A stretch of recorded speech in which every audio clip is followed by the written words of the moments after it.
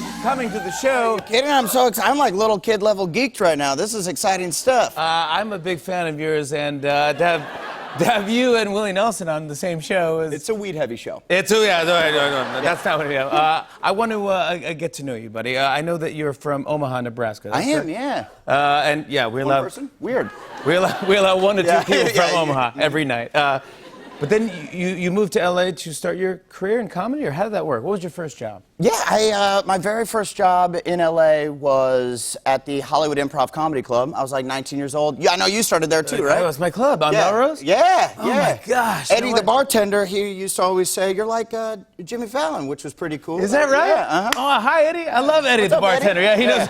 He I knows, think we he both knows have very excitable faces. Yeah, I do get Yeah, excited. me too. Wait, but did you? That's a good. You were just doing stand up there, or what were you doing at the I Hollywood? was answering phones, and Really? they did not allow me to do stand-up there at 19. Were you working the door? I worked the door. I was like the worst door guy they've ever had.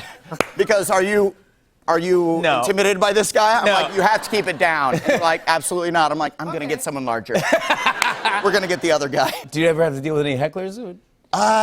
Yeah, like especially early on. Now people just like will scream things from like Workaholics or whatever. Yeah. They'll be like, tight butthole, and I'm like, not here. It's a different thing. But like back in the day, you used to do stand-up in places where they don't do stand-up a lot. They always make you do it in like Chinese restaurants or like laundry mats or something. I did one at a military base.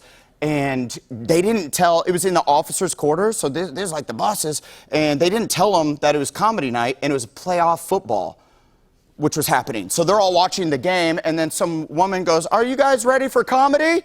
And they're like, "Huh?" And then she turns it off, and she's like, "Andy Devine." I'm like, "That's not my name." It's Adam. It's okay. It's Adam Devine. And then someone just stood up and was like, "No!"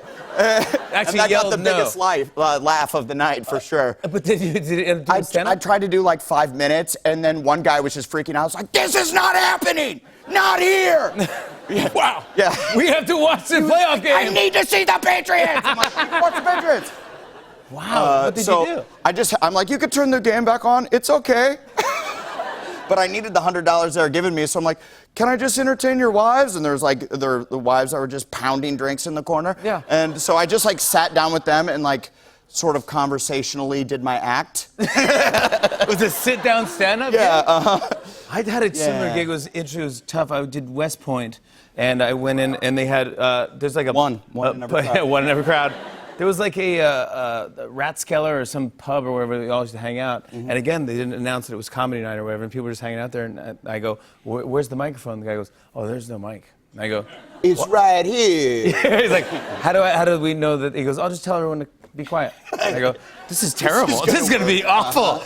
And then, so I go, "I think I might have a mic in my trunk of my car." Again, it was like I was getting $100. Yeah. So I go, I had a microphone. I hooked it to my amp. I go, "Do you have a stand at all? A mic stand?" He goes, "No." He goes, "We'll just get one of the plebes to hold the microphone." So we made it part of the act, and somebody ended up. That's actually pretty good. I mean, you got to make the best. I mean, you know what it's like. Your Montreal story was very interesting. Like, Oh, yeah. Like, a lot of people that aren't like in comedy world don't know this, but like the Montreal Comedy Festival is this huge festival, and they allow 20 new comics, and they call them the new faces of comedy. And I was like a kid. I was like a year or two into doing stand-up. I was like 21 or 2.